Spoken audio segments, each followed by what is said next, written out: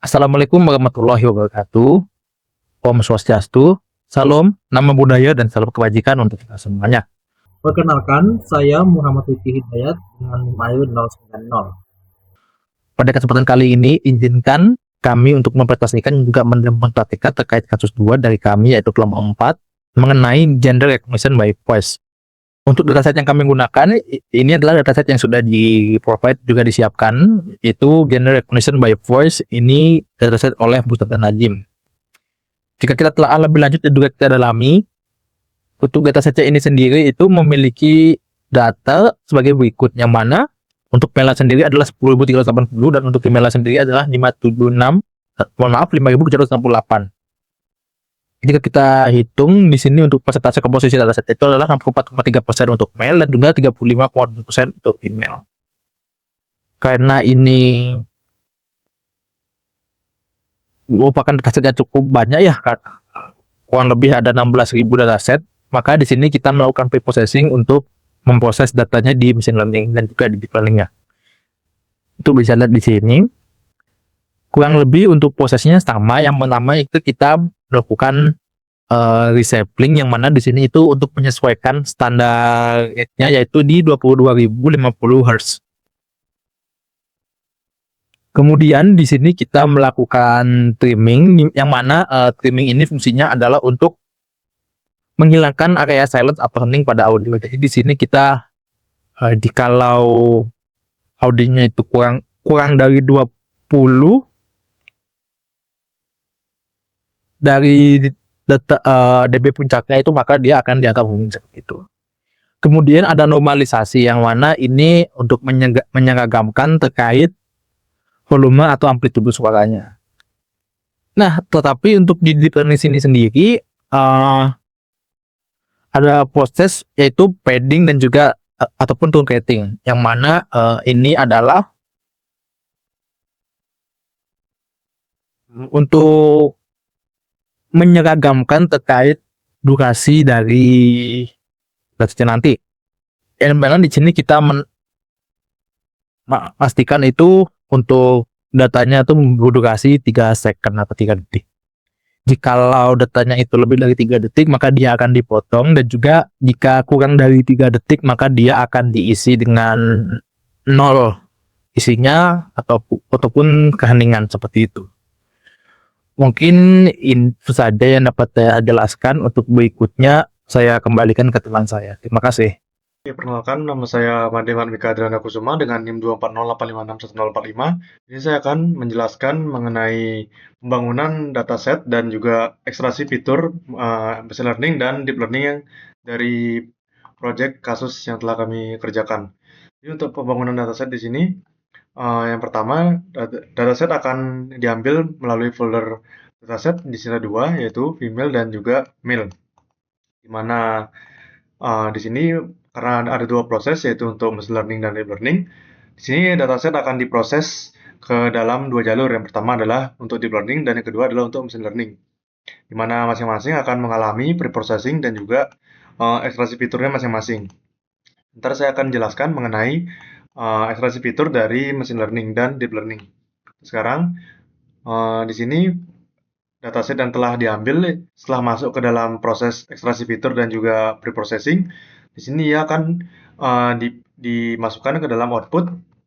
Untuk dataset machine learning itu akan masuk ke dalam dataset fitur.csv. Jadi bentuknya adalah CSV, dan untuk output dari deep learning itu akan menjadi spektrogram, di mana desain formatnya adalah .npy. Lalu sini saya akan menjelaskan mengenai ekstraksi fiturnya. Untuk machine learning sendiri, di sini ekstraksi fiturnya di sini kami menggunakan beberapa fitur. Yang pertama di sini adalah fitur pitch, dan yang kedua adalah fitur MFCC, di mana kami menggunakan 13.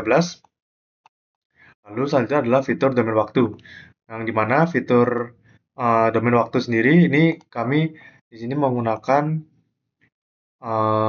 beberapa ya, yaitu RMS, DCR, dan min amplitude.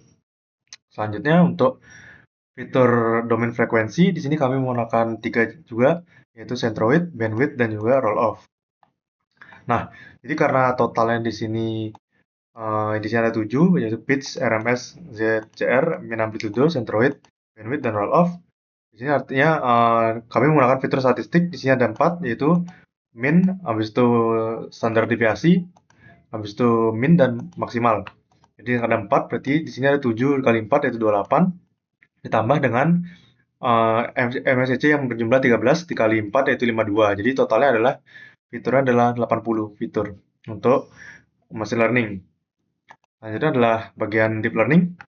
Di sini kami menggunakan Windows size-nya yaitu 2048 dan hop length-nya yaitu 512.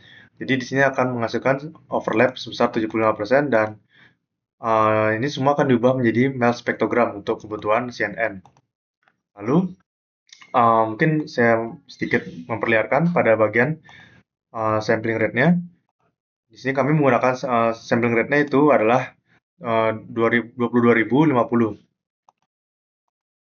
Oke, mungkin sekian yang saya sampaikan mengenai ekstraksi fitur dan juga pembangunan dataset. Selanjutnya akan dijelaskan oleh teman saya. Perkenalkan, nama saya Kadek Sindar Gunawan dengan NIM 057. Jadi saya akan membahas dari sisi modeling dan juga proses training dari sistem klasifikasi genre by audio yang telah kelompok kami buat. Jadi di sini untuk model sendiri kami di sini menggunakan 2 pendekatan, yaitu pada machine learning dan juga deep learning. Untuk machine learning kami menggunakan model logistic regression, SVM, dan juga random forest, sedangkan pada deep learning kami di sini menggunakan CNN.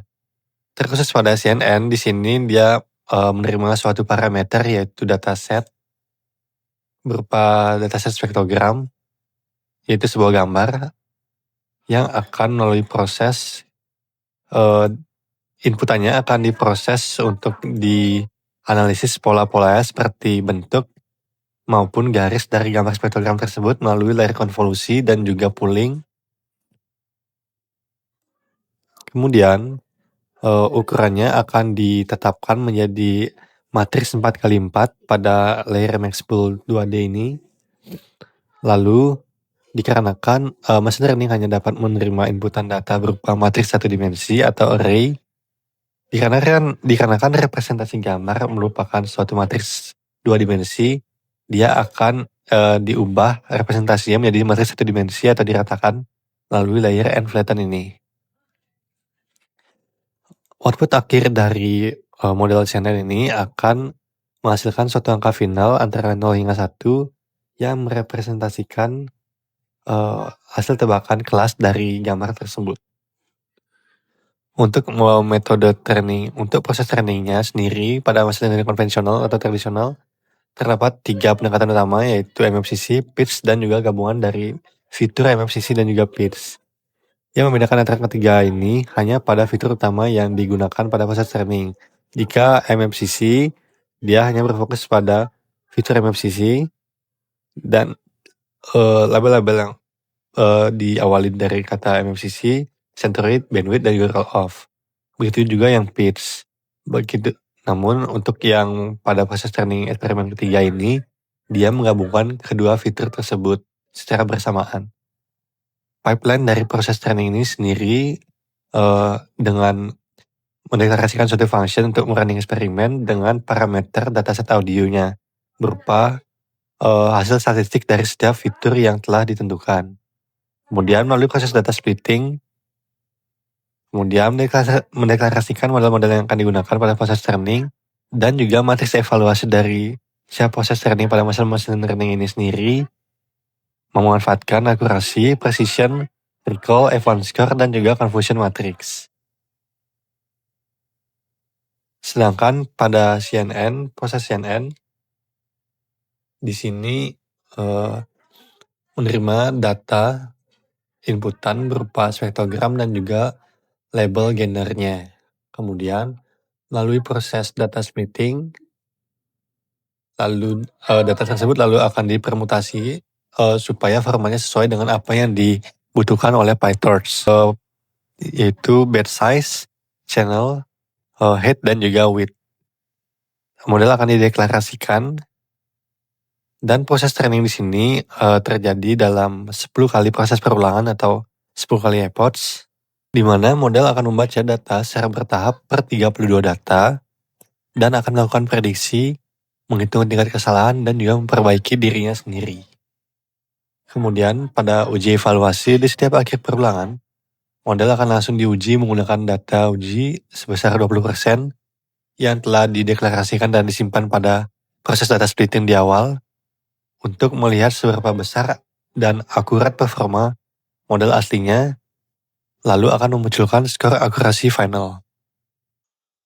Baik, saya akan melanjutkan penjelasan teman saya. Nama saya Egida Rekesa Narendra Subirman dengan di belakang 048. Di sini saya akan menjelaskan tentang hasil dari EDA dari vector extraction. Pertama tuh kita ada fitur yang pertama domain waktu atau time domain. Di sini dari hasilnya tuh untuk karakteristik syarat LDO dalam domain waktu dan waktu di analisis itu yang pertama ada RMS energi, yang mana di grafik ini menunjukkan magnitudo energi lokal dari sinyal suara pria dan juga wanita. Yang dimana terlihat kalau di puncak dan lembah energi dari kedua gender tuh memiliki pola yang mirip. Karena fitur RMS ini itu sangat bergantung pada dinamika pengucapan kata, penekan suku kata, serta volume kenyaringan saat perekaman. Energi kekuatan sinyal ini atau RMS energi itu nggak bisa membedakan dia secara biologis. Nah, yang kedua tuh ada zero crossing rate. Di sini ada grafik zero crossing rate laki-laki dan juga zero crossing rate perempuan. Nah, nilai zero crossing rate ini cenderung serupa pada vokal berbasis huruf hidup. Namun nilai zero crossing rate ini akan melonjak tinggi pada segmen suara yang mengandung noise. Konsonan seperti S, F, SC atau noise latar belakang itu juga akan bisa bikin grafiknya itu jadi tinggi, terbang melonjak tinggi ke atas. Nah, itu ada domain frekuensi. Ini tuh untuk hasilnya tuh, jadi yang pertama ada spectral centroid laki-laki dan juga perempuan. Nah, fitur ini tuh menunjukkan letak titik berat dari frekuensi suara.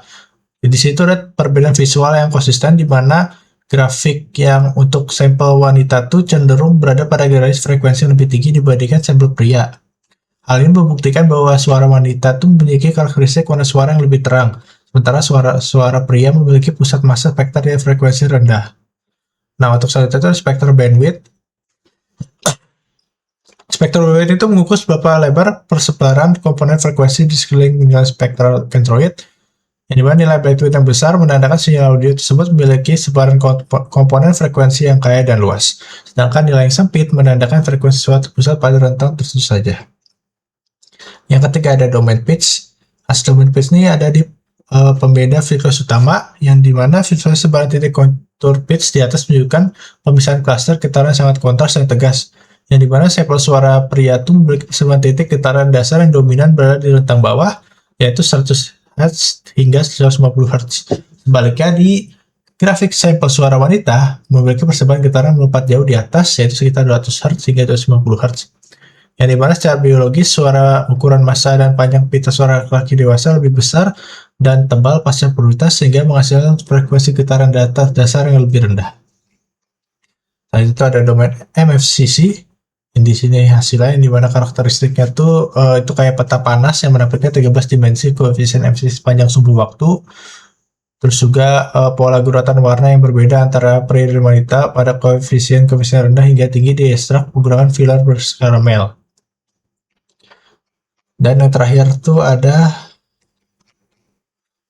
menggunakan spektrogram atau representasi kemudian, di mana sinyal suara yang bersifat non-standard dipecah menjadi potongan frame pendek noise short time Fourier transform. Magnito spektrum layer tersebut kemudian dikonversi menggunakan bank filter berskala M. Perbedaannya tuh pada pola spasial gender tuh kalau laki-laki tuh karakternya warna cerah kuning atau keorangan, yang di sini tuh desibelnya tinggi, menumpuk sangat padat, dan sumbu ke bawah frekuensi itu rendah ada di 1000 Hz. Nah, untuk yang wanita tuh konsentrasi energi desibel lebih tinggi, terlihat berjebal dan merompat naik menembus area sumbu tengah hingga sumbu atas, frekuensinya menengah hingga tinggi. Guratan garis-garis harmonik horizontalnya terlihat memiliki jarak spesial lebih besar dan tegas. Om Swastiastu. Perkenalkan, nama saya Karipas Dadi Kusuma dengan NIM 24085611069. Di sini saya akan menjelaskan tentang training traditional machine learning dan modern machine learning. Oke, untuk traditional machine learning kita mempunyai 3 model, yaitu SVM, logistic regression, dan juga random forest. Untuk modern machine learningnya ada CNN. Nah, oke. Yang pertama kita akan training machine learningnya menggunakan fitur MFCC dengan default. domain waktu dan domain frekuensi itu sudah di-include gitu, sudah ditetapkan. Oke, dari hasil dari eksperimen pertama yang hanya menggunakan fitur MFCC di sini akurasi dari logistic regression adalah sebesar 99,50%, SVM 100%, dan random forest 99,38%. Oke, cukup bagus. Lalu kita lanjut ke eksperimen kedua. Di eksperimen kedua di sini kita hanya menggunakan fitur pitch ya dengan domain waktu dan domain frekuensi sebagai input fiturnya. Lalu setelah di training di sini kita mendapatkan akurasi logistic regression 98%. Nah, di sini terlihat menurun ya, menurun akurasinya. Lalu SVM juga 99% menurun dan random forest juga 98% menurun. Ini mungkin dikarenakan fitur MFCC mempunyai koefisien yang banyak sebanyak 13. Nah, itu kan fitur-fitur yang sangat penting ya dan model dengan mudah mencari korelasi di dalam fitur-fitur tersebut. Nah, jika hanya menggunakan pitch saja, eh, model mungkin masih kesusahan, bukan masih kesusahan, kurang maksimal begitu mencari korelasinya, tidak seperti menggunakan MFCC saja. Lalu di eksperimen ketiga di sini ada penggabungan dari keduanya yaitu pitch dan MFCC. Nah, di sini kita mendapatkan akurasi puncak ya, yaitu logistic regression sebesar 99,7%, SVM 100%, dan random forest 99,5%. Oke, kita lanjut ke deep learning. Nah, kita melatih deep learning yang menggunakan data yang sudah diubah ke spektrogram, lalu mendapatkan akurasi akhirnya sebesar 98,7%. Oke, kita langsung aja ke perbandingan fiturnya. Oke, bisa dilihat di grafik ini, skenario 3 atau skenario hybrid yang menggunakan fitur MFCC plus pitch plus domain frekuensi dan domain waktu memperoleh akurasi tertinggi, yaitu 99,7% untuk logistic regression, 100% untuk SVM, dan 99,5% untuk random forest. Lalu di sini CNN mewujudkannya lebih rendah ya akurasinya dari ketiga machine learning tradisional tersebut, yaitu sebesar 98,7%. Nah, dari analisis kami di sini berdasarkan hasil terbaru, SVM secara tidak terduga keluar dengan estimator paling superior. Nah, peningkatan performa SVM itu mungkin dikarenakan oleh fitur scaling yang sudah kami terapkan dalam pre-processingnya. Nah, fitur ini sangat krusial bagi algoritma margin atau jarak seperti SVM. Nah, SVM kan dia menghitung jarak antar data di dalam ruang dimensinya ya. Nah, hasil ini membuktikan bahwa pendekatan tradisional dirancang dengan fitur engineering yang sulit mampu mengalahkan performa deep learning, mencapai kemampuan klasifikasi biner gender yang nyaris sempurna secara efisien. Oke, kesimpulannya, nah di sini model terbaiknya adalah model hybrid yang menggunakan fitur MFCC dan pitch dengan algoritma super vector machine. Nah, terbukti di sini memberikan performa klasifikasi gender yang paling optimal dengan tingkat akurasi absolut mencapai 100%. Tingkat akurasi ini dicapai karena kedua fitur tersebut bekerja secara mutual dan saling melengkapi antara MFCC dan pitch ya. Nah, penerapan fitur scaling juga tidak kalah penting di sini, membantu agar datanya lebih mudah diserap oleh modelnya gitu.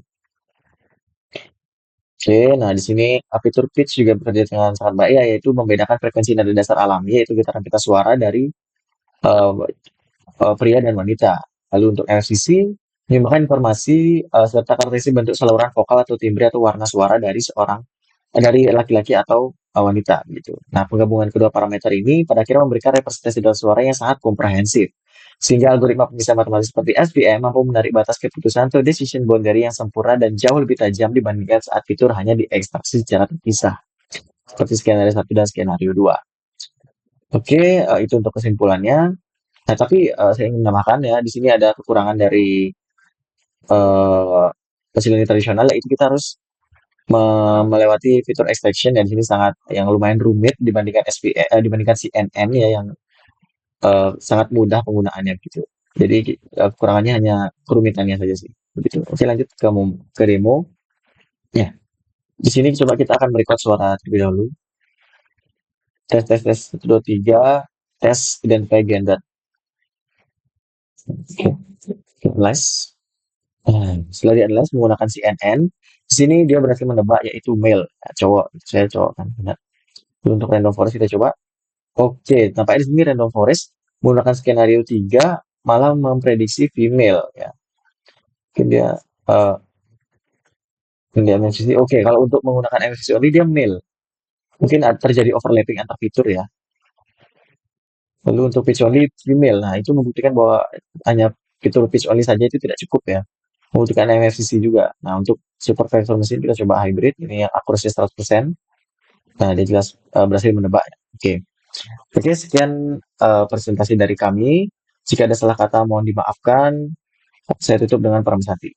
Om Santi Santi Santi Om.